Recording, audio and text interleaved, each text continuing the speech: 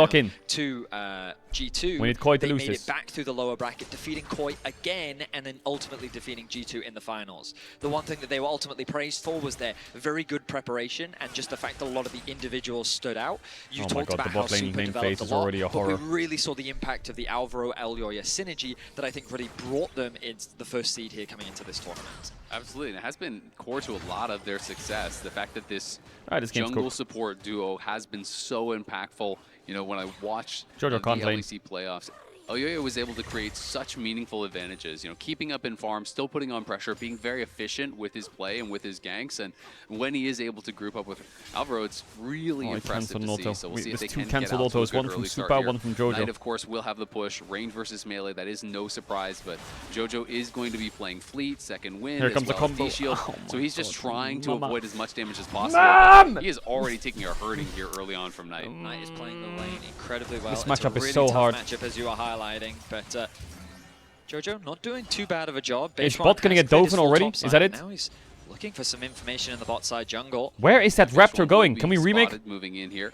That's not fair, is it? Does have his smite and is going to have to use. Where did that Raptor just go? Chicken, but then we'll fix just your game down towards the Krugs. You can see On though with the push that they had in bot lane is going to be here and helping Beishuan. They want to put the pressure on. They have the push in bot. They have the push in mid. And they're going to flash forward. Great reaction there though from Alvaro, able to trade his flash out, not take much damage off the back of that. Now Supa is coming over here. They spot out Elk, but the Krug is already stolen. We'll see how many little ones Elyoya can get. Looks like just the one, so BLG definitely effective on the invade, utilizing the early power that Why they drafted is Supa so far up? And getting in the face of this Maokai. Holy shit. Love the use of the early power. This is exactly what we wanted to see from BLG. The fact that they had the push in bot. Just don't put the camera mid. It really freaks me out. Can't really do much to help their jungler out. Elyoya will lose out a little bit, but thanks to the sapling, he was able to get quite a few of the small Krugs. It's likely that he's going to get double scuttled, though. So in terms of early experience, we expect Beishuan to have that early advantage. As Jojo, he's really starting to feel the hurt now as more levels are secured by Knight. Elyoya, though. Oh, we can kill here. We can kill. He's no mana. You have no mana. Knight will try to escape. We'll see if Elyoya wants to commit the flash. Send it. Nice. He's going to have to actually get that out from Knight. So Knight definitely now push out and base. About a potential engage. Felt like if he got locked down, he would have gone down. But this is great. The relief of pressure there for Jojo means he will be able to push this in. Riot. And Elyoya will make sure that it does crash. And top crab. Jojo will get a good base off here, and despite the fact that he was low on Not health, too he was bad. pushed in, it doesn't matter because he kept his farm up. He's getting the base off, no problem here. And now Elyoya has to be a bit careful. Nice scouting by Elyoya, really nice. Doesn't want to overextend. A much needed assist. Look at the Raptors, they're so bugged. He will secure that top side crab. So even though Beishuan does have a bit of a camp EU lead swap, for now, EU swap inbound. The swap will come through from Koi. So they're getting out of the rough matchup on the bot side of the map.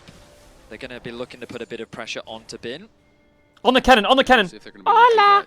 He got the cannon, but at what cost? Here comes the boys! Here comes the boys! Bin does have the flash. We'll see if he even uses it. Feels like he's kind of accepting his fate here a little bit. Alpha going to go in. The combo will come through. He's rooted up. Bin still holding on. Big kill!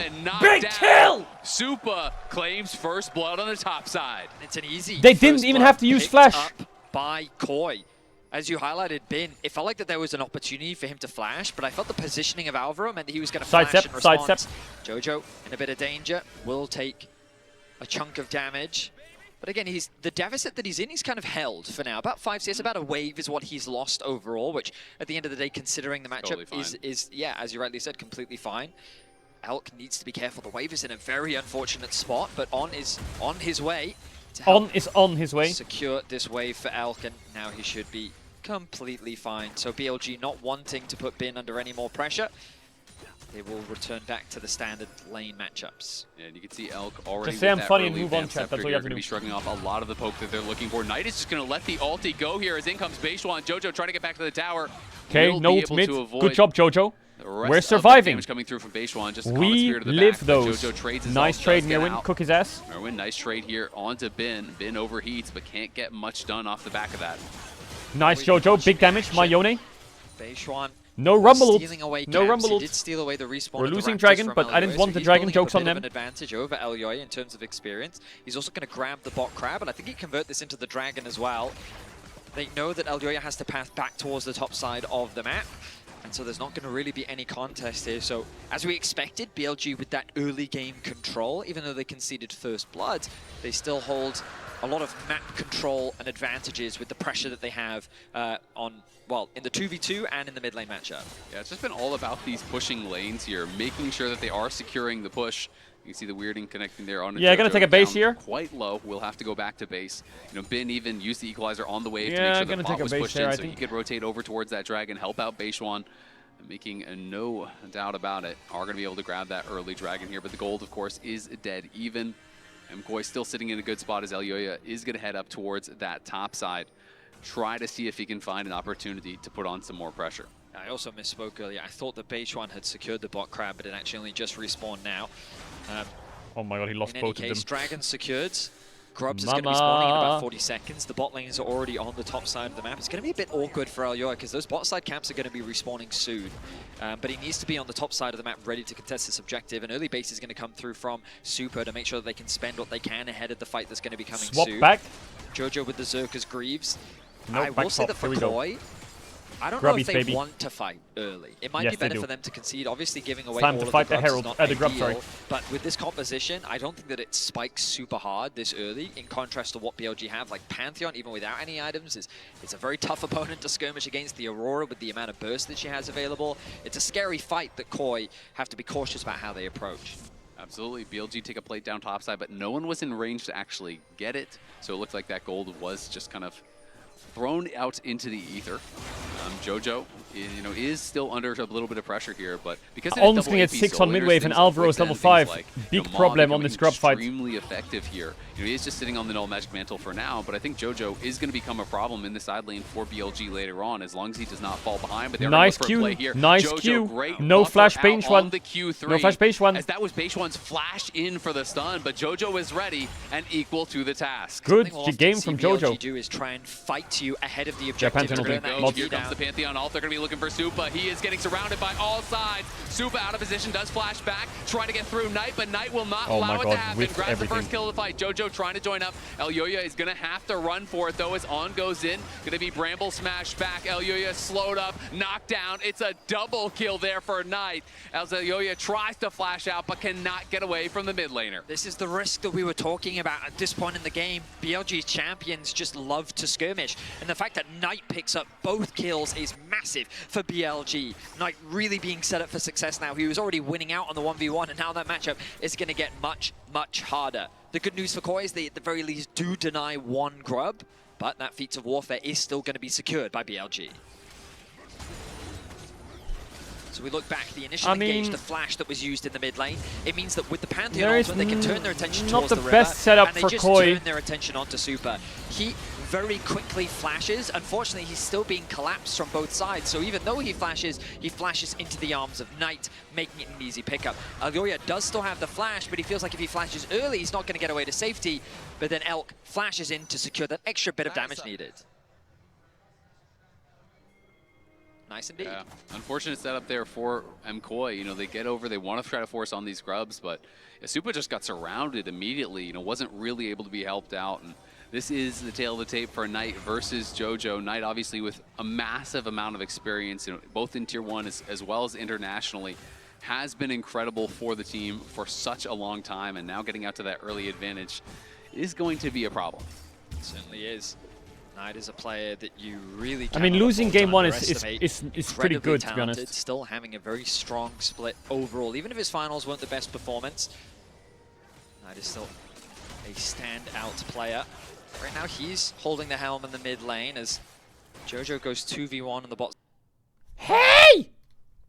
Side of the onto the Aurora, who's What sitting on the the double fuck? haunting guys build that we've been seeing a lot more. Elyoya hovering around the bot side of the map. I wonder if there's an opportunity for a play here. Oh, this could be problems here for Mirwin. We're going to He's see chilling Bin so overheat, hard. drop the equalizer, but Mirwin actually just chilling, just completely walks it out. Not phased whatsoever here. Had the Aftershock ready and does have a lot of MR built up. Is Jojo unable to stop the recall there from Are we On? fighting Of course, Drake? Passive shielding. And is the answer yes? made it so that you are not actually taking any damage, and if you are shielded, it will not interrupt your recall. Knight pathing towards the bot side of the map. I wonder if they are going to initiate the swap here. Knight's been doing super well in the 1v1. Yomus, nice. That Blade of the Ruin King spike is the one that we always keep our eyes on when playing the Yone, just because of how significant it is for the champion. I think it does change the dynamics of the matchup as well, just because he can stay in the extended fight. But we have to turn our attention to the Dragon now, as it started off by BLG, and I think Koi, they're just not in a position to contest right now. The Sundered Sky already being completed by Beishwan. It would be a very dangerous fight. Just give them everything. But BLG I guess just can't fight keeping right the now. pressure on here. They take 2 out of All 3 good, all grubs. good, They all grab good. 2 early dragons here. Second Drake doesn't They're really not matter. going to give MKOI a lot of time to sit back. This is something they did so well in the play-ins. Also, stacking dragons early often, and now they are going to be potentially looking for a play here in towards Supa. Supa has no flash, and it looks like he has no way out. Beishwan waiting. How broken is Pantheon? Him in the back Hello. to grab another kill. It's Feet of Warfare for BLG. Good use of the Pantheon ultimate to find another pick in the mid lane. Well executed by BLG as they get themselves another kill. Now it looks like Jojo might be the target. Knight getting some good chip damage down. Alvaro is here, and I don't think they're going to try to go for the dive with the Alistar around. Jojo will be able to clear out this wave, but BLG continuing to push the pace. Beishwan now moving in here, getting in the face of Elyoya. And Elyoya will be able to defend. Why is with help Pantheon of so OP? Galio moving down here, but again, it's just back and forth. BLG constantly moving in, staying in the face of MKOI, not allowing them to get comfortable. I love how Beishwan is playing this. Oh, flash forward there from Alvaro, going to be able to knock him Oh, back. NT. Flash out though from Knight, will get into safety, Really takes NT. another tower shot on the exit. But they couldn't quite layer I think the a little CC. quicker The and they could ultimate change came in CC. from the Yone just a split second too late after that beautiful engage from Alvaro. But it is a trade of ultis, it's a trade of flashes, so still a If the nice Yone ult aggressive wasn't- play from MKOI, and now they're going to look here for Maokai! Elk trying to kite back. Maokai! Flash forward there from Maokai! Elk. It does cleanse out Maokai! on the top advance, and is able to flash out to safety. He's going to have to Oh, he shit! can't. Oh, Supa still shit! had the stacks, gets him with the Oh piercing my arrow. God, what a Big shot! kill there for MKOI. What a shot! And Koi starting to get active on the map. Okay, They find a good okay. play on the bot side. Okay. They'll find the flash in mid and they'll secure themselves a kill. The Su- gold su- gap still su- heavily in favor of super BLG, largely sitting on that mid jungle duo. But the more opportunities Koi find, the more opportunities they have to stall this game out, and that's what they're looking for, time. They know in the team fights later into the game, they will have ways to turn this game around. They just have to weather the storm. Herald going to be spawning in a minute's time. But as we look back at this play, Elk, he just steps up a little too far. He thinks he's safe. You look at the vision coverage on the minimap and he feels very safe. But a nice commitment from Elyoya. Commits the flash W first to get the cleanse out early so that the root from the ulti still has value. Boom! Super Headshot. finds the snipe onto Elk. There's not much that he can do to sidestep that. Bit of frustration from the side of the coaching staff of BLG. That was me yesterday. But they, Jojo, they still don't Q3 hold on forward. to the lead Jojo, don't for Q now. Jojo. They do. Elk still had those blight Yes. stacks from the Varus, so of course the piercing arrow going to do a ton of damage if it did connect. And Supa happy to collect his second kill here of the game. The gold lead, I don't think that much of a concern. To me, you know, the real concern is going to be the dragon stacking, because there's not going to be a lot of time here for MKOI to scale up, to sit back. It is 2 minutes until that third dragon, and I'm not sure you want to give BLG the opportunity to just have a free soul point here, because that is going to be looming over you for the We rest will of the fight game. the dragon, and we will win the fight. Looking at the items of Jojo, and he is very close to that completed Blade of the Ruin King. With the Herald being spawned and the Prio that BLG still have, they've been utilizing it all game. We've been talking extensively about it. Their bot lane plus their mid laner pushing in these waves, giving Beishwan so much control to do whatever he wants in the jungle. Sniffing. I think this is a very risky fight for Sniffing, Koi, especially thinking, given they can't really considering, get control on the pondering, top side. wondering, asking yourself, Having to look for are it we going to do anyway. it? You and Adbin have the Maybe, TP. could be, possibility. We'll see. BLG There's a looks like they have chance us in a really good position. I think if that MKOI we go give in, it and go will back to just midwave. be to die. So MKOI do Agreed. decide to just back it up. I mean, Jojo's locked under his tower. Doesn't even have his first item. I think it would have been an ill-advised fight. I really think we need to see MKOI, though, get to the dragon early, be the ones there first, get saplings in the brushes, make them walk through this AP Yone has Maokai Blade and his on base poke, as right well now. As the Varus poke. That is the way you get that recipe for Here we go. success here for MKOI. If they are the ones having to face check into We a swap BLG back. that's already set up, I think it's going to be We so push hard. mid, we base, Jojo was we go to able Drake, complete and we give his it Blade everything. of the Ruin King ahead of the dragon spawning in 45 seconds. It's a really nice item for him to pick up. Of course, the Leandries and the Horning Attack. guys being finished for Knight puts him in a very powerful position as well. And we've just reached that point in the game where it's that one-item spike that we were talking about. And you're right, the Dragon is an important one, because if Koi concede this, then it will be sole point, and they won't have a choice but to fight that one. So if they can find a fight here where the gap isn't too significant, it will ease their pressure moving forward in the game. But BLG, they're ready to fight. They're looking for one. They absolutely are, and they haven't allowed MKOI to get any wards in over by that Dragon. They just have one over the wall, but their approach is going to be difficult as a result. For fun. And Supa takes a little bit of poke here. Only 5 seconds now until that Dragon does spawn. So Supa get the red buff. Get the red buff. Go back to base. Get the red buff. You can see Elk was just happy to trade constantly with that completed Bloodthirster. He wants any fight you will give him because he's going to build it right back up, and they will drop the Herald here to make sure that MKOI has to respond to their pressure here. Good control comes through from BLG. We're Maokai ulting. Oh, look, base one! Oh, look, base one! In a lot of trouble. He is locked down, and he might be knocked down. Try to take one with him. Nice, that's one! It's a shutdown there for Supa, as On and Elk will retreat. Great pick on the BLG jungler here. Knight, though, on the side, threatening with the weirding, does get about half of Alvaro's HP off, as Jojo PN already over on the Dragon. Bin is just going to push topside. Looks like BLG aren't sure if they want to fight. Look on, Alvaro, combo his ass. Coming, and now they're going to commit TP the teleport from Rumble. here from Bin. He's level 12. He has the equalizer, but they are going to be late, so they can only really look for the fight if anything. Run, Mirwin, run, you rat. Can we help him? Can we help him? Bin overheating, Elk putting some damage in. No Bin's flash actually beam. gonna flash Was? out.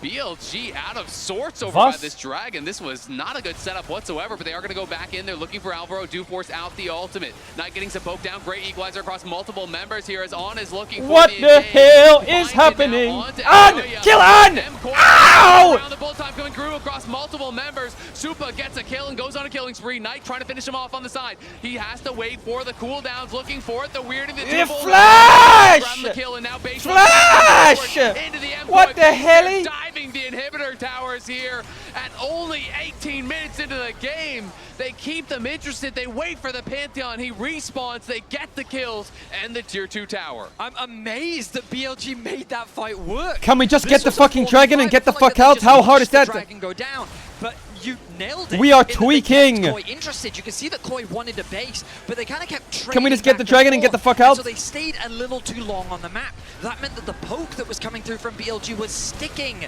They were chipping away at the HP bars of Koi until they committed a little bit too hard, and then the turnaround engage comes through. A nice ulti from Elk, followed up by the damage from Knight and the Pantheon ultimate to close things out. BLG converted that play into a massive gold advantage. I mean, Knight getting the resets here, just hopping forward, knew the exact limits of his champion there, able to kill off Supa through the barrier. Finishes him just barely. Beishuan arrives, flashes in, they get another kill. That mid-jungle advantage massive now here for BLG as they are nearly 5,000 gold ahead. Only good news for MKOI, at least they did get the Dragon, at least they were able to stave off Soul Point. But they're going to need some individual outplays here if they're going to try to get anything done. Jojo connecting on pretty much everything, but Knight really just not bothered by it whatsoever. Stays around and takes down that tier 1 top. Those 2 early kills have just done wonders for Knight in terms of his position in this game. He's continued to keep the pressure in the mid lane. He's played both Western teams that won game 1 lost the series. Again, Koi are just bucking the trend. BLG is sometimes they just commit to They're these losing the first game, win the next 3. In Winning the first game is a curse right now. Seeing it again here, trying to winning the first game is lose 3-1. This doesn't make sense, but they played it patiently, they bought enough time, and now they have such a significant lead. It's just red at the bottom of your screen with the gold I've seen this team plenty. Lose in 16 minutes. We're 20 minutes in and we're 6k down. It could be worse. Becoming the point of it could be worse. Now, as Koi, they're going to be looking for a fight. The scaling is starting to come through, but again, a lot of responsibility falls onto Supa and Jojo, and it feels like that it's very difficult for Supa to play out these fights, given this Pantheon is just sending it at every opportunity. I mean, it is really, really tough. Pantheon now on 2 fully completed items, as has been. You can see that Knight is on triple mask here. The IE is done for Elk. Everyone on BLG is ready to fight, and that's why they're threatening this Otacon. They're saying, you don't get to sit back. No, you're going to have to come fight us now. Well, Jojo's just sitting on components. Well, your Galio doesn't have his second item. Are we just going to have to give this The only Tatakan? person with that second item is going to be Supa, obviously with that cheaper build here on the Varus, and him having picked up 4 kills. But a lot of pressure on him to try to be able to find something. MKOI, though, doing a good job just maintaining some control here of vision in the area so they can check in and make sure they have eyes on if BLG is starting this up. And now they will get the news that they are. Jojo Pion over in the middle lane is going to be cutting down. The teleport coming in now from Knight. He is looking to force this MKOI in the area. The TP coming in from Jojo. And we can Yo, get in there. Yo, get in there. Yo, get in there and steal it. It's a flip, and it's going to be Doesn't play taken for the there steal. by Beishwan. The re-engage comes in from Alvaro. And Jojo Yo, no, goes it's not to the bad. back line, but it's going to be Verse, what's gonna sprint? Daddy on defense. Look at Knight, no flash. Look at Knight, no flash, Beishwan trying to reach the back line. Knight on the side here with on the front line. Getting pretty low on HP. The Elk is kind of good at the game. Out there from Elk. He's going to grab one kill, and he's going to grab a second. Now it's a triple kill there for Elk. He's looking for more. It's a quadra, and he's going to be chasing after Supa. He wants that penta, and we'll see if he can actually catch up to Supa. Does have No the strength penta, for the move no speed, but penta. Supa will be able to get out to safety. Okay, Elk's pretty good at the though, game. coming That's not up good. Clutch in that fight. Beishwan secures the Atacon, and it's a quadra as well for Elk. BLG with the controlled aggression. They do such a good job of forcing Koi into these fights that they're just not in a position to take. The wallet Mandarin. difference is too big. Small we issue. see the Maokai ultimate come through. The Equalizer does a lot of damage initially, stopping Koi from really getting a good follow-up. Then it looks like the engage is good, but look at the positioning of Elk. Very safe on the backline. Knight does a huge amount of damage as well. Throws out the ultimate to get onto the backline, onto Jojo, playing around with Supa, who's now in an awkward spot, and then Elk holds onto the ultimate until just the right amount of time. Connects onto 3, absolutely melts the MKOI members, and he secures himself the quadra. Very close to the penta as well, and now BLG right back out on the map. They're going to be able to move to Soul Point here, 8,000. Yeah, this game's the gold looking lead good. nearly. Look at Elk in that last team fight. Doubling everyone pretty much here. Over 6,000 damage poured out in that one fight. BLG have demonstrated so well why, when you give this much control in the early game, how difficult it can be to play against. Beishwan played with zero hesitation. He was constantly playing in Elyoya's jungle. He was stealing a lot of his camps. He was building up good advantages. And BLG have played the fights very well, constantly forcing Koi into these unfavorable situations where they can't really get the fight that they're looking for. You look at how strong Knight is compared to Jojo, and even though Jojo landed a nice ultimate before, it just wasn't significant enough. Koi definitely find themselves on the back foot, and they're going to need a crazy outplay to turn this game around. I mean, it's just the crazy thing is how fast they're actually pushing the pace of the game. I mean, it's not even like Jojo has no farm, right? He's not that far below 10 CS per minute. He's not chain feeding or anything. It's just that Knight has grabbed a bunch of kills. They're constantly forcing at objectives. They're knocking down towers. They're accumulating gold from all sources. I don't want to see more Maokai. I want to see Yoyana strong champ. Keep up so far in this game number 1. Get that and man a now good champ. Looking for an angle, trying to see if he can find a flank here. Is going to go back in onto the Alistar and will commit the ultimate here. Alvaro trying to get out of there, but he's going to be slowed down. Flash. Oh my God, Alvaro! Tries to turn the fight around, Monster but it's gonna play. be been knocked down first. Baron's Galio up in- looking now. Knight on the side here. Could look for a re-engage on. Clearly Play it, hunting play it, for play it. one. Elk is on the side. It does have the bullet time ready. For now, though, it is 1-for-0 here for MKOI. Alvaro's been finding some good angles. BLG off guard. BLG trying to gain control over the top side, getting ready to set up for the Baron. But Koi punishing. Ooh, Jojo, he's fishing. Takes does so have much the damage. Yeah, the weirding and the twofold hex from Knight alone is accurate. The spacing from Knight is very clean. So Koi, they alleviate some of the pressure. They get some vision control back on their top side. Okay. And a pick definitely slows It's BLG something. down, but I imagine BLG is still going to try and force this Baron the moment that it becomes an option for them. We've already seen them do it so many times this game. They know they have the item advantage.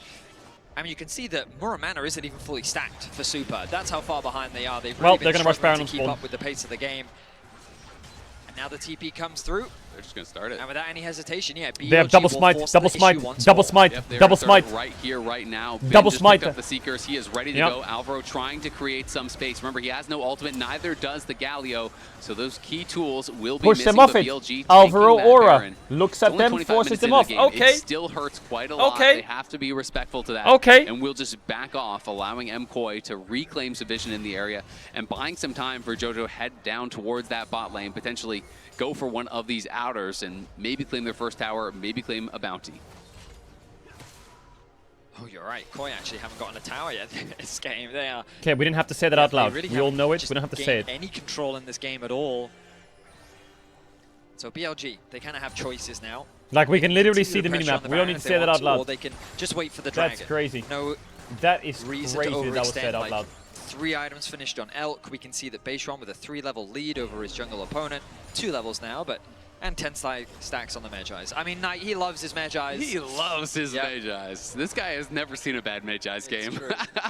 He is a very confident player, and he has every right to be, especially given a scoreline of 3-0 and 7. Kill him. But involved in Kill 10 of the team's Knight. 11 kills. Kill him I will say now. it's definitely a concern as well, because Galio obviously had to build some early MR, wants to go into the Riftmaker to be able to have a little bit of extra damage here. But LDR is done for Elk. The only armor on the entire team is the cloth armor in the Ninja Tabbies. That's it. So this MF, if Elk is able to get a good bullet Infernal time, Soul, it is gonna 120. be curtains here for MKOI. They have got to be Put your really stop on clocks. point about being in position. Nice to chunk either damage. avoid That's a it lot of or damage on interrupt the it immediately when it does go off there. Knight Jojo getting gonna be attacked. the target now. Jojo getting Will have attacked to by trade the ultis here with Pensionals. Beishwan. Gets himself out to safety. Beishwan, no flash to follow. And he's Jojo out. just trying Lovely. to get his farm in. Does have that second item with the completed shield bow.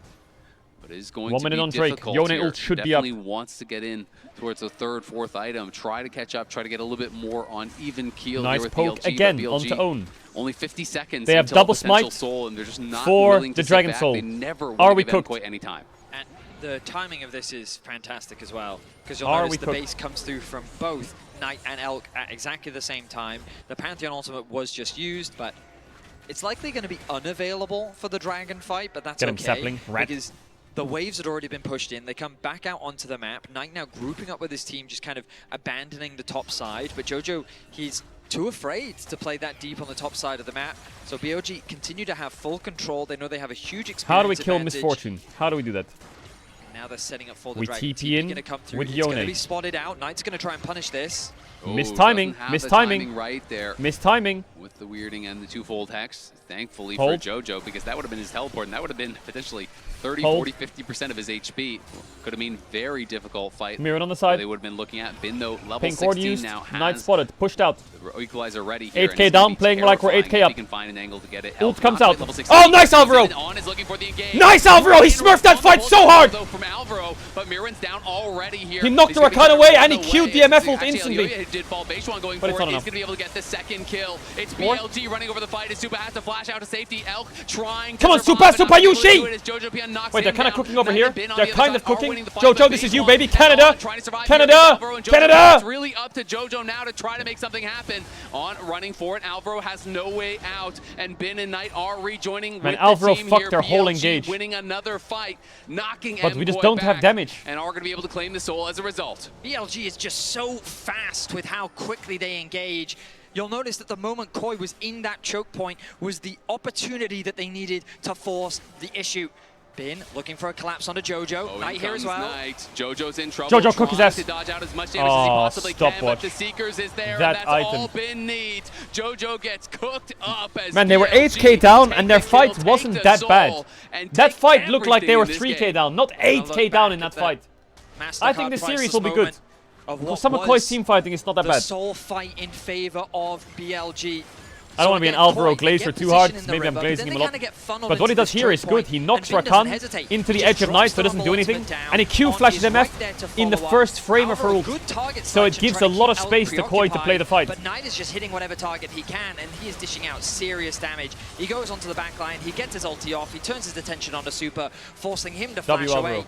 Knight But they just then don't have chases the damage. issue, and even I though feel like Elk if goes it's down, even game, they the probably win that is fight. already so But the BLG Galio doesn't really do favored. anything. Very The well executed Maokai's, fight from BLG. I don't know, man. I feel like this comp frustration needs a there. strong jungler that can Elioya's fight. face. Galio Alistar is He enough. knows this game Galio would be almost Alistar impossible Maokai is to way come too much. back in now. BLG have It needs like a controlled the Wukong or a pace fucking the Nocturne in entire it or game something. long. It needs like an They AD even champ have that an does incredible damage. advantage just from the petals. The adaptive force is equivalent to 443 gold advantage per player. Or it needs a from carry petals, so top. another One of the 2,200 two. gold worth of stats on top of I think the if they had soul, like an Ornn on top Wukong of or a the Galio Wukong or a 11.5K fucking Nocturne or gold something, it would lead be here better. as well. So really, you're looking at above a 16,000 gold lead as far as the stats are concerned. Don't get me wrong, I'm here a for big BLG. Maokai fan. Nearly impossible for MKOI to come back. We'll see if they can find some heroics, some sort they of have a pick Infernal Soul, before 12K the gold fight lead. starts. It's Might be the GG. only way they could try to even up the game here a little bit. I mean, I will say that this level of aggression is something that Koi is likely not used to on the domestic level. In Europe, you don't get punished like this. With these type of pushing waves, the amount of aggression that we're seeing in the jungle, the way that BLG just seamlessly move from objective to objective and just constantly force Koi into these fights, that speed of play is not something that you see a lot domestically and something that BLG is very well known for. And they've done a fantastic job here in Game 1 of this series. They've set their sights now on the tier 3 turrets of Koi's base, but it feels like a foregone conclusion. Can Alvaro find and engage? Alvaro looking. Riot, what is that damage? Jojo PM though, who is getting sent packing there. Poked down incredibly low. The shield bow did proc as well.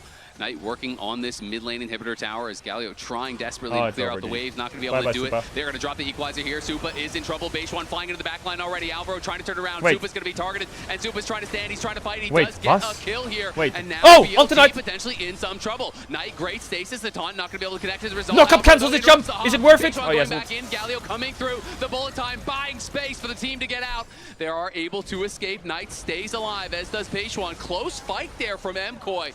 Really well done, all things considered, but still, BLG continue the push here. Elk is healthy, has so much lifesteal. Elyoya is out of mana at this point. Knight is pushing in for that mid lane inhibit. BLG going to keep the pressure rolling. Bin overheats as Jojo gets a good chunk down onto him. Knight looking. Galio now back from base here. Man, they actually held the action, but BLG too low. Will decide to make the call to just back off. MKoi actually against the odds, keeping both How the of their fuck are they holding alive. this? It's lost. This game's completely lost no matter what, but to make the fight harder kind of crazy that they're holding it. BLG naturally, I mean, with the gold lead that they have, should feel confident at trying to force this dive, but I think they went a little too deep and their execution wasn't Some of the there. signs from this game tell me that Game 2 will be turn the fight around, like this series will be decent. But when you're this kind of this doesn't look like a 3-0. I don't know. I feel like Koi have got it. They've got a little bit of it. For now, but those towers they've got a game in them at least. Exposed to BLG, they're on the hunt. Elyoya going to be spotted out. Fix the draft, fix the early game a little bit. In came the quickness and the grand entrance. And play a bit more fights when they're even. Very quickly. Jojo does have his Infinity Edge completed I think so maybe, he's going to be putting out some real hurt in these team fights. Unfortunately for him, both Bin and Knight have completed their Zonias. So the Seekers was broken, but they have that upgraded item through on. Going to take a big chunk of damage there from Supa, Jojo, and Elyoya, down to about half HP. With the rest of BLG still in the area, trying to get these waves pushing in their favor and maintaining vision control here. Even if BLG can't close out during these next couple minutes, they will have their eyes on this Elder, and that is going to be so tough for MKoi to get out. Varus steals Elder. Exactly. It's Jojo pentakill in Canada. Solution in the BLG can say, okay, fine. It's a little dangerous for us to just walk into your base. Why don't we instead just force you out of your base? Is hunting going to go between worlds, does connect on the two-fold hex. Elyoya gets one shot, the game's lost. Oh yeah, I see that one too. Face of Merwin can't do anything to help him out. He knows if he sticks around to fight, BLG are going to be able to come in and just finish off the game. Jojo Pion was still pushing top lane here, so BLG now will get him back to the base. Don't want them. Knock down these inhibitors that MKoi was able to defend. And then they're likely just going to reset and try to prepare for this Elder Dragon, but Elk is completely unbothered. They're just staying around. They don't even have the waves until just now. This minion wave going to be coming in through bot lane. It is not a super minion wave. It is not baroned up, so it could be wave cleared by MKoi. That is going to be the goal here. As Alvaro takes a lot of poke there on the side, is going to have to go back to the fountain and try to heal up. They're trying to buy time here for Elyoya. 10 seconds until he responds. Equalizer going to get dropped onto Jojo Pion. Locket comes out from These Alvaro. NA fans piss me off. Most of that losing to Play-In's team, EU lol. They just don't have the minions to actually close the game. Here we go, 40 seconds on Drake. Maokai respawns, and MKoi will live to fight another day. They will. I mean, I felt like Knight had just said, okay, this game's gone on long enough. I'll take matters into my own hands. A beautiful solo kill from him. 25 stacks on the Mejai's. He's full built. The Zhonya's is now finished. Knight is extremely difficult to take out of this game. 6-0 and 10, a flawless scoreline. And Koi, they're doing their best to be in a position to challenge this Elder, but with 2 inhibitors down, BLG can just buy their time. They can wait. If he hits his spells, so just dodge them. On the doors. Oh, flash combo! Flash combo from Alvaro! Onto Elk! No, Elk's dead! Elk's dead! Elk's dead as well! There it is! There it is!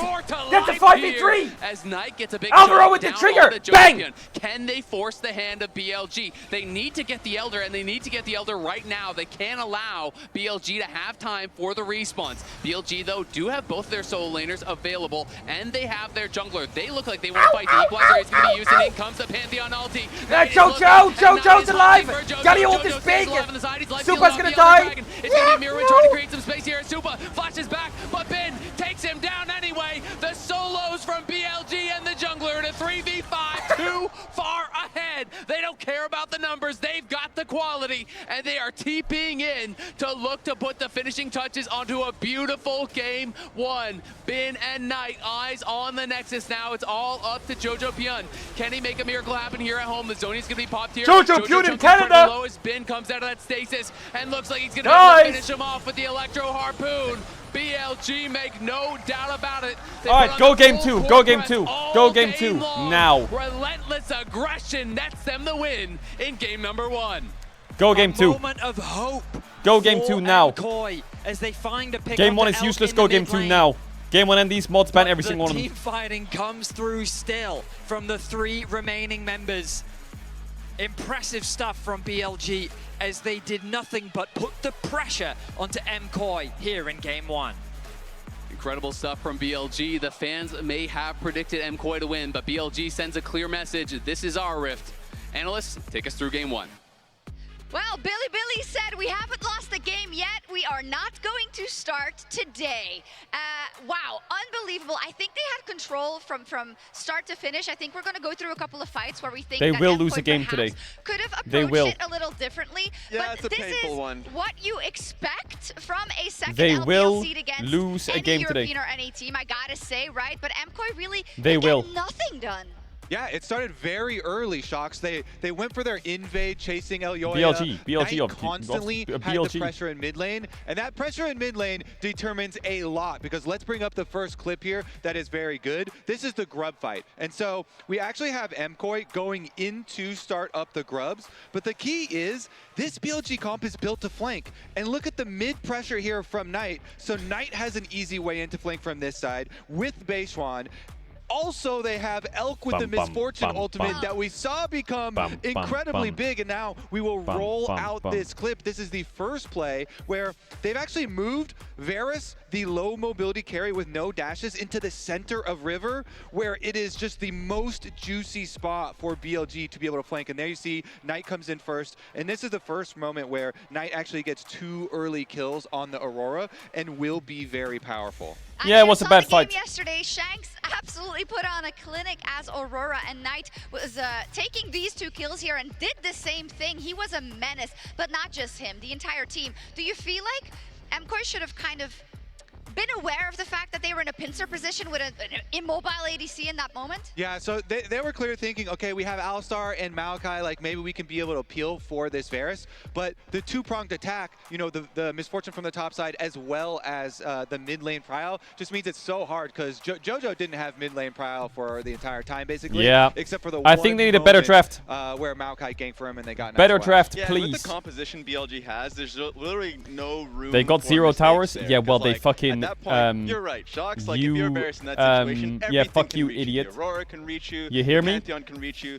The Rumble ulti, all of that can happen. And so that snowballed into another point in which the game. So, of course, thank you to the reliable Cisco network. BLG made every second count here because it started with a mistake. And I wanted to be able to bring up this dragon fight. Because at this point, Alvaro is trying to get out. They realize they can get him. Honestly, Jojo thinks he can like try and cover him, but then they look for him. He has to ulti out. Also, the Rumble ulti just covers him too. So after all of this, they buy enough time for Knight to walk on in. Okay, just circle in on him. Cinema. So he can then start to get the resets here. He gets Elyoya, he gets the reset on that one. He zooms in and focuses on Supa. That one makes it easier, of course, because he now gets the reset to W back in. And all of this was because they realized Elyoya had already used their ulti. Sure, Baytron is dead, but if they can squeeze just a little bit more, they get a flash here, the little left flash there. Now MKOI is committing to a fight. they get their situation. That's what BLG is best at. Yeah, and they were so aware at all times because they were hanging around there knowing that MKOI might make one step too many to just slam the door. Exactly, and a lot of it was, you know, the economy of your ultimate cooldowns in a lot of these fights. Elk especially really held his Misfortune ultimate until MKOI had used all their mobility and CC to chase Pick a better forward. jungle champ. So BLG just did a very good job of kind of drawing them in a lot of situations. Yes. And then he would open up with these huge damage Misfortune ultimates and the Rumble ultimate making it hard for them to run away. And Knight's Aurora ultimate kind of trapping them in there. Just jumping from here to there. Listen, I'm sad about my goat Elioya. Like, he didn't really have a chance to impact this game at all, which is, I mean, a bit of the team fault versus the other point, but at least, you know, we can't have the game. Jojo's smiling, vibes are good. That curse is gone. Shox, the curse is gone. We were talking to them in the makeup room, and they're like, hey, maybe that's the strategy. That's what Jojo is saying. So that game 1 is gone. I hate to break it to you, but I think BLG has a different formula because, yeah, G2 Jojo always also, wears they didn't hoodie win the first game with versus jersey BLG, over it. so maybe this is Doesn't he get insanely it was hot? closer Yeah, at the very least. Okay, but we're gonna shake this off. I think there's a lot of homework for Movistar KOI. If we look at the objective control, for instance, BLG also had that right. I think they got everything in this game that they may have ever wanted, and that makes the game particularly easier to play, specifically with that dragon stacking. 100%. Like, this is just what BLG has been doing so well throughout the tournament. The control around objectives is something you have to be able to fight against. Vancouver is cold. Like, the Is threat it? that we saw here, the priority on the Varus setting it bot lane and being able to find push in lanes, that was their focus. But then after the first poor fight that happened topside, it literally did just start bleeding. And they couldn't take any of the objectives. And I thought what MKOI did was Canada has saying, bears in it. okay, we don't feel strong enough to fight for second That's or so, crazy. second Drake. That's fine. That's We felt crazy. strong enough to fight for third. No, and right, they were like, okay, we won't fight for first dragon and second. And Okay. Grubs didn't really Can't work, do that so one. Yeah. Herald, nah. Atacant, nah. I think it's credit to BLG. Absolutely. Yeah, for keeping on taking all these fights, and they just kept building their lead and kept getting richer and richer and richer. So then the threat of these flanks became immeasurable. Yeah, I think they also got a little shell-shocked after that first Grub fight because we saw for a while there they weren't completely confident taking those skirmishes. But I talked about Elioya, but Jojo is also someone that we have to see rise up to this occasion. Knight is one of the best mid laners in the entire world, but he has to find a way to stay in that lane so he is able to help his team more. He's switching Yeah, lanes. I mean, and it definitely is a bit of a rough matchup early on. But Yeah, that played matchup is so tough. incredibly well, That really Yone big Aurora chunks of matchup is a damage. headshot in And early Yone lane if come Aurora's through, good. Actually, you remember back to the very beginning of the game, he was able to relieve some pressure, get the flash, and get the push out, and then actually get a successful gank top lane. True, we got one. That was, I guess that was like kind of one of the bright spots, one of the peaks. Hey, and if I'm looking towards the next game for Jojo, I think throughout his career he's been a strong Azir player. If he's able to get that, that would solve the question about like having push in general. Are you confident, which is bro? I'm something so strong. And confident. it I gives see them it. a ability to scale. I know this has been a great team in terms of being able to get early control domestically, but they're also really good at being able to play the map, and that allows for Mirwin to play something that plays What towards is this side link? lanes. So that's what I would want. Yeah, that's my pathway in game 2. 1,000 gold difference at 14 is pretty big in a single You lane. don't have to rub it in. I moved past that one.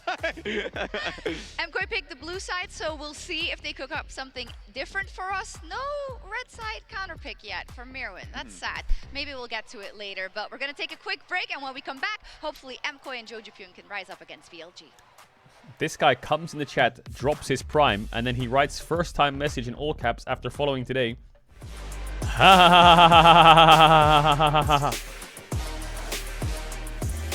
What the fuck is wrong with you? Are you okay? Wait, hold up 1 sec.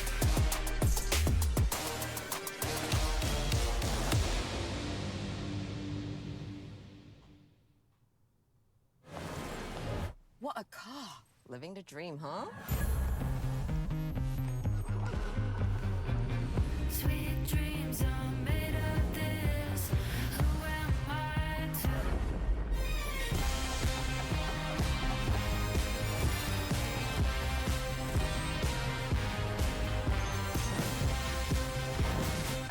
Okay. I get it now. Sweet dreams are made of this.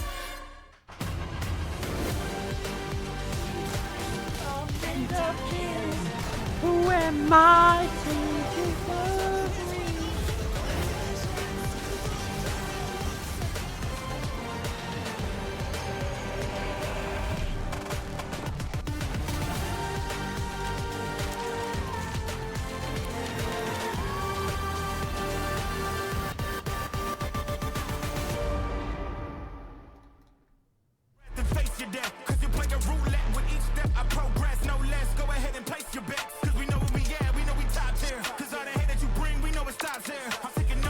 What did they do for game 2? I don't know. What were the bans? The bans were...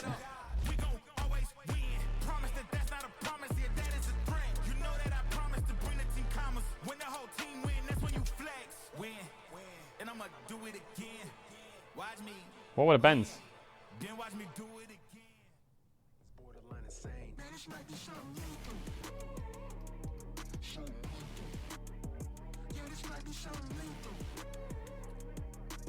What did BLG ban?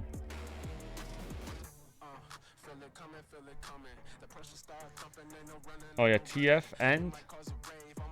Oh yeah, Vi.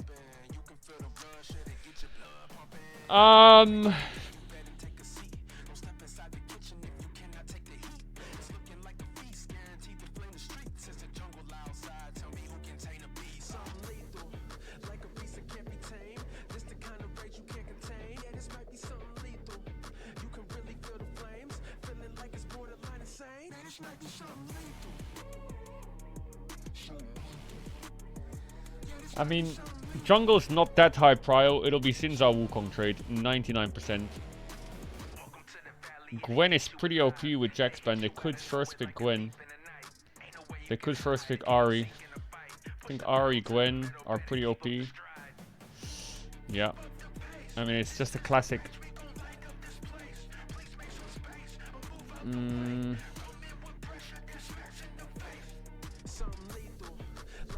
The problem is, if they first pick Ahri, Knight will play Sylas. He will play fucking Sylas or some shit. I don't know how the draft goes if you're playing into like Sylas, Sinza, or Gwen or some shit. I don't know. I think they might be a bit cooked. They need to be careful on their 1-3s. They need to be really careful on their 1-3. Really careful. But they should be okay.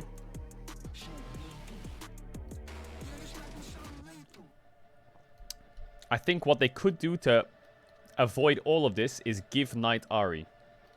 Which sounds very stupid. However, if you first pick Azir and give him Ahri Sin, and then you play like Wukong Sion or some shit, I don't know. Or Wukong whatever. I feel like the draft might be a bit easier to play. I feel like Azir is a cheat code. Also, Jojo's a good Azir, isn't he? Because the problem is if you pick Ahri and he picks Sylas, it's kind of annoying. And if you pick Ahri and he goes Azir, it's also kind of annoying. I feel like they should just take the Ahri. Take the Azir, sorry. Take the Azir and put the fries in the bag.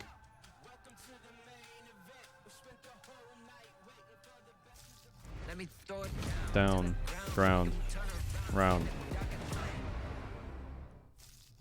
Coming in now from Knight. He is looking to force this Mkoi in the area. And we can see Alioya going to go for it. Is he going to be able to steal it? It's a flip, and it's going to be taken there by Beishuan. The re-engage comes in from Alvaro, and Jojo goes into the back line, but it's Elf going to be able to grab the first kill. Finn overheats, and in comes the Galio ultimate over the top as Beishuan trying to reach the back. All right, let's go. Side here with On, getting pretty low on HP. The bullet time comes out there from Elk. He's going to grab one kill, and he's going to grab a second. Now it's a triple kill there for Elk. He's looking for more. It's a quadra. BLG coming up clutch in that fight. Welcome back. Man, the crowd's pretty empty. We are heading I feel like the crowd's been pretty empty the whole tournament so far. And BLG. And I haven't been able to hear the crowd much either. It's been quite quiet. I feel like the crowd aura is missing from this event so far. I think took Mkoi by surprise. We saw and maybe it picks up towards the later stages of the tournament. He was utilizing that Is it what is it? Is it scalpers? Is it cost? Is it team fighting was just ruthless. Is it hard to get to? Like, what is the thing? When the objective was up, they started it. Hell, is it the timing? Baron spawned, they started it, right? They were using every objective to force a fight, and it felt like that Koi was doing everything they could to just keep their head above water, because it was the ship was. It's okay if EU loses every game, they can rematch them at EWC with the same teams. Oh yeah, let's rematch. Hopefully we'll win this time, right? Everything will change in a week.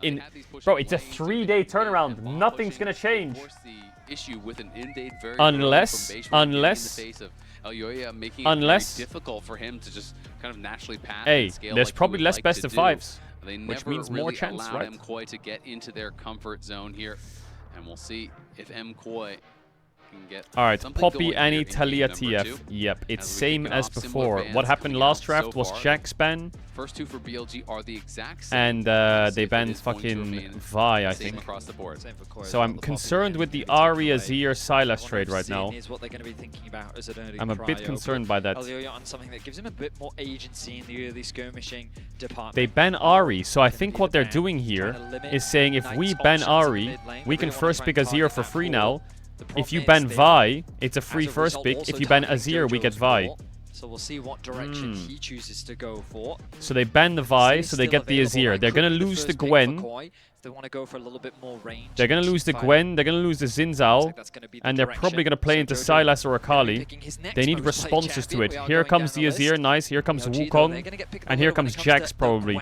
So the trade actually worked out a little bit better. For Bin, you generally want to ban away. I think the Ari ban helps. Monster on this pick, and the fact that Koi have just handed it over for him, they're going to have a good matchup. Mirwin on the Jax. Not something that we usually see from him. Usually he's got something a little bit more unique when playing into champions like the Gwen. Take Wukong, take Jax. So far this split. Definitely not take much Wukong, of a nice. champion. We'll Man, my lips hurt so much. As Koi seem to be heading more towards the team fight style once again.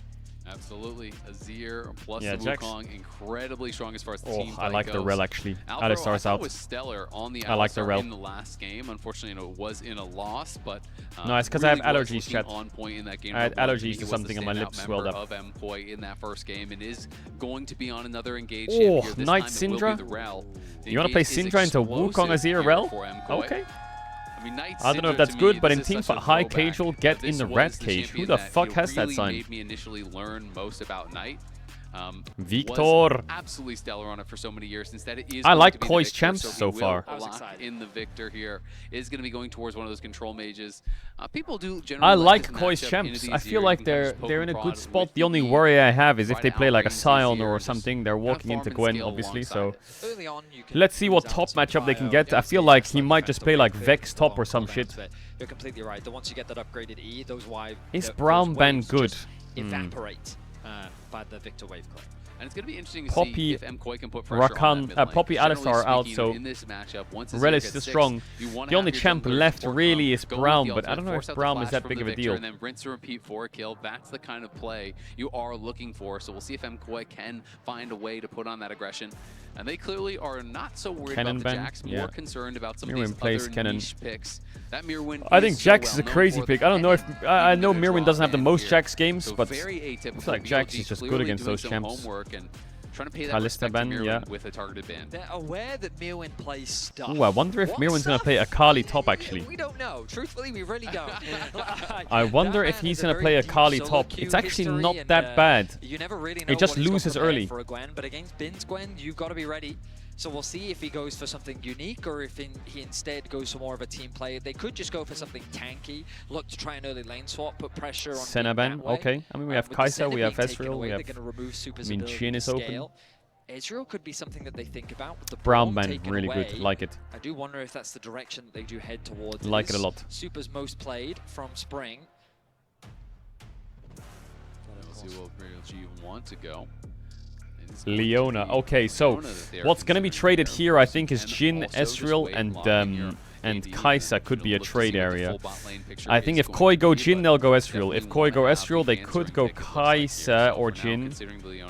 would make sense. I think There the are best really is like probably, of those priority engaged supports. I don't know, Two in the Kai'Sa first at game, least two can in the fight second against game. Gwen That was Xin Zhao, but kind if of you the pick last Kai'Sa and now, BLG play Jin and Leona, I available. think it kind of And they're stings. going to leave that counter pick really here for So I Elf. think you might just Try have to make take a sure that Jin. They do have that winning 2v2. They already saw the support that Alvaro is going Because to be taking playing. Kai'Sa is really on nice hand for is team pick fights of the here, litter. but Now I Supa wonder is how the going to lane have goes to if you complete pick that bot lane, Kai'Sa. and we will find out what the answer And in they the go top Jhin lane on is going to 5. be here for Mirwin. I mean, Jax honestly, is a pretty good matchup. Oh my god, he is going to go into Kai'Sa. the Gwen. It doesn't necessarily mean he's I'm going a bit to be scared of looking Jhin on towards 5. playing it, but I do think it can make some sense. Kai'Sa definitely does feel like it fits within the composition. Rel, Wukong flying into the back line. And alongside There it is, Mirwin Akali Jax top. would work, but instead it's going to be a Kali here. It's a Kali top. It's a Kali top, very Oh spicy. my I wonder god. if he's going to do the Ignite TP and really go for it. People do like this matchup quite a lot. Often you can Chat, I'm gonna run ads. If you want to avoid ads, you can use a against tier 1 or the Twitch Gwen, Prime. You don't have be to able sub to channel get if you in don't the want to. face, Back to the game task hit because your Shuriken alright, flip, when the ads, don't get the really ads go during the game. If you aggressive, sub now, you won't get give ads for the rest of 1v1. MSI. Much love. And it's going to be an exciting one. Mirwin Akali top into Gwen. Classic. Man, playing Azir with Akali top must be like, guys, really? I'm playing Azir and you're playing Akali top? Hello? Can we play the game together? Powerful level 6 especially gives you push in the early matchup as well, because Kai'Sa really can't contest the Corki's trade patterns, which means the BLG are once again going to leverage. Let's see if Mirwin can cook. Bot side of the map. There's Xinjiao. We'll see how well he works with the bot lane once more. Let's see if Good news Mirwin for can Koi is cook. that I expect Knight to be less on the roaming style this game, looking to continue to trade and a little bit more of a scaling matchup. That top side is the volatile area of the map, and I wonder if the junglers will pay much attention towards it, because you're right, there's that fine line for Akali where if her E actually puts her outside of the shroud, the E actually will miss. But you're completely right that usually the Akali plays within that shroud can be a very good matchup, and we've seen Akalis get solo kills multiple times in this matchup, especially if they do choose to, as you were saying, run that Ignite TP. It does leave you very vulnerable. You have to be extremely careful in the matchup. But yeah, we said that Mirwin has these special picks, and What's the idea of Gwen versus Akali? Okay, I'll give you two mechanics that make it so Akali's going to Gwen. Number one, Gwen is an auto-attack based champ, mostly, right? Her E auto-attacks hurt. Akali goes in stealth. Number two is Gwen presses W, which means any damage from outside the W doesn't attack her. But all of Akali's spells, her E and her R, go into the W. So as long as you charge in, the damage still applies. You need to be able to put the pressure on. You need to be able to put him in a difficult position. So there's not much Gwen can do to stop what Akali wants to do. A lot of people aren't the biggest fan of the full AD Kai'Sa, but they are quite heavy in the AP. So I think that they probably will. The only one mechanic you can miss is E1. It's something we're going to have to find out. And you that can be a bit Leona shitty. Corki obviously can be quite difficult for the Kai'Sa early on. You get stunned up, Frost Bomb is going to hit, and that thing hurts. The all-ins can also be really powerful. You know, if you get that stun and cleanses down, you just flash, you Valk on their head, you put that damage down. Corki can also, look for these really you go aggressive TP Ignite. all-ins. Yeah, he's going to TP But Ignite. remember, while you are go TP watching Ignite the and you just action unfold, one-shot keep him. an eye out for all Absolutely exclusive one-shot drops. him. Just for tuning into MSI, all you need to do is be logged in and watching on LOLesports.com. Mirwin is a Gwen for a main. chance to He score loves some of this Gwen. It's his in-game favorite loot. champ, I think. Or probably one of his favorite champs. So get logged in, get So I'm sure he knows how to play into it. Get ready for game 2. MKoi changing up the draft. MKoi's draft is just weird. It is just weird. If I play Azir, having Akali top is criminal. Of just being able to permit invade. In terms of the early control, though, looking relatively safe. Ignite TP, so he's going for it. And it is going to be Ignite TP on the other side as well, and Bin is going to go Resolve. Not a big shock. BLG, though, obviously in game 1 looked incredibly good, and they Koi will turn it around right all the now. dominance that they were showing in the play-ins. They got first blood in every game but one. They got the upgraded boots, the feats of strength in every single game. They got Otacon every single game, Herald every but one game. It's like they were just absolutely stomping through play-ins, and now they are 7 straight wins. And yeah, and it's funny because when we watched them play, we definitely recognized some weaknesses, but the conversation we had coming into this matchup was, even if you see these weaknesses, you have to be good enough to punish them. And it felt like that in game 1, you mentioned Alvaro, I think he found some great opportunities to punish the positioning that we saw from L. The fact that BLG is often always willing to fight around these neutrals. I need Alvaro to prop off again this game. I think he played very well last game. He needs to really pop off this game. And we need an even game state to allow him to make these plays. So we'll see how the action plays out here first for MKoi. Why doesn't he BLG W were in there? trying to fight for it. MKOI do not Is there a reason he doesn't decide send to it? commit to this. Now BLG are able to get level 2 themselves. Is he scared of like getting The level 2 potion ganked or had to something? be Why used is he there fucking by sending Elk, it? and one was taken off on as well. So MKOI doing a good job fighting back as Mirwin here going to be pushed in early on by I think Bin. he's scared of getting level Again, 2 playing ganked. that grasp, you know, you can just look for these Q trades and proc it with that. It is quite nice. His On's going to go in. They're going aggressive here on Asupa. The cleanse came out quite late, and the Ignite is up there. They will not flash in to follow, but they get all of the potions down here, as well as the cleanse. And Supa's just going to have to go back to base, or he's going to get flashed on and killed. This is the matchup that we were talking about. Leona, Can Alvaro Corki, hold this a little tried bit? and true. It has so much power very early on into the matchup just because of the trading pattern that Corki can provide. And Alvaro on the Rel doesn't quite have the same setup when paired up alongside that Kai'Sa. You don't really have a huge amount of threat, so a lot of experience going to be lost to Super. He's now a full level down. He's going to be able to catch some experience back, but a really very nice trade from BLG's bot lane. Yeah, great job. Alvaro, of course, trying to hold that wave as much as he can, but did lose about 5 out of 6 of the minions on that previous wave. So Supa obviously going to be down in farm. Kai'Sa's and not picked for lane. Point out, we'll be able to close that gap as he does farm up this wave, though. But Elk is definitely going to be in a much better spot here. Is going to have the better base and goes back, buys a tier here early on, as well as the glowing moat. We'll also say the top matchup going very Bin favored here in the early game. Owen looking for some trades where he can, but right now it's just going the way of Bin, getting good push. Has a massive CS lead for now. A lot of farm being lost by Muin underneath the tower as well. Yeah, it felt like Bin is just playing the wave. You know, Mirwin is trying to look for these trades, but Bin is just constantly hitting the wave, constantly getting the shove, and that makes it really difficult for Mirwin to be able to find those angles to look for those positive trades when the wave is always stacking in his opponent's favor. Swap. Yeah, okay. They're going to go for a swap. I mean, Bin TP'd in and fast pushed the top wave, so he's +1 wave, right?